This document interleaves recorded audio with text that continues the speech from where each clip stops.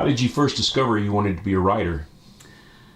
We were laughing earlier because I think that's such a common thing for writers, is that they want to be a writer from the time that they're born, practically. From the time that you're old enough to pick up a pencil, you're scribbling, I think.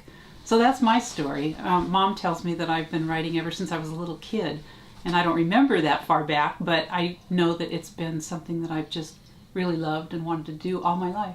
But you didn't publish until you were in your 50s. Right. What happened there? Well, my first book it took me about 10 years to write because I was in the process of learning how to write. I respect the process of writing, and so I read everything I could about how to write, and then I'd throw away 100 pages and start all over again. And so I tell people that Dakota Blues was like earning my master's degree in fine arts because I learned how to write by writing it.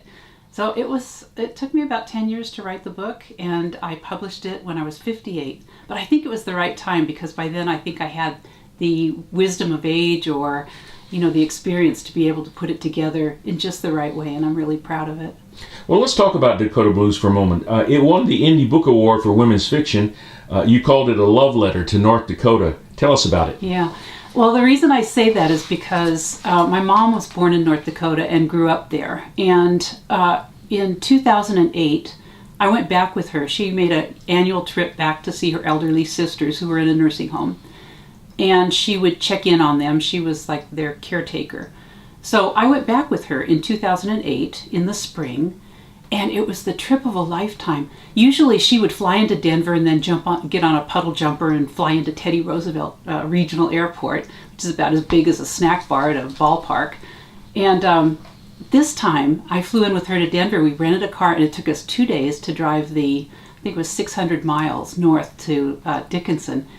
And we took pictures, we picnicked along the way. It was just so beautiful. But once we were in North Dakota, it was before the oil boom. It was before the Great Recession really hit. And it had been a beautiful, wet winter. And so everything was green. It was so emerald green everywhere. And it was still a small enough town environment in Dickinson where I tell people you could have a picnic in the middle of I-94, the interstate, at noon, and not even worry about a car coming by. Now, step out your front door and you get hit by an oil rig or an oil truck. So it's so many of the stories in Dakota Blues are memoir-like because they're actually based in my mother's experiences of growing up on that farm. For example, seeing the wall of dust coming at her from the Dust Bowl. That was a real thing that happened. And so North Dakota is a place in my heart.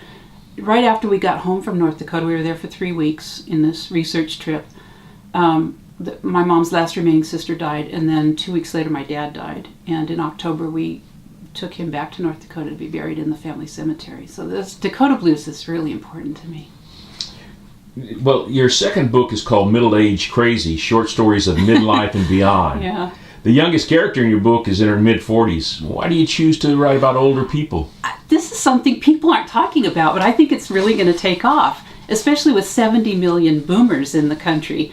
You think about the coming-of-age story. That's where a young person, finds themselves. They fall in love and establish a career and maybe get married and start a family, and then they walk off into the sunset. Well, what happens then? Because now with, as healthy as we all are and as long as we're all living, after you raise that family, you could have another full lifetime. As long as it took to raise the family, you've got...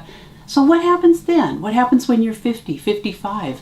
So many people at that age really kind of have to reevaluate. What are their principles? What are their values? What are they not going to put up with anymore? I call it the second coming of age story. And so that's what I want to read about. So that's what I write about. Okay.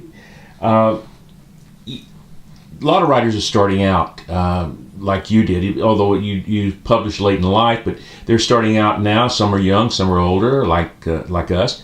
But what advice do you have for writers who are just starting out?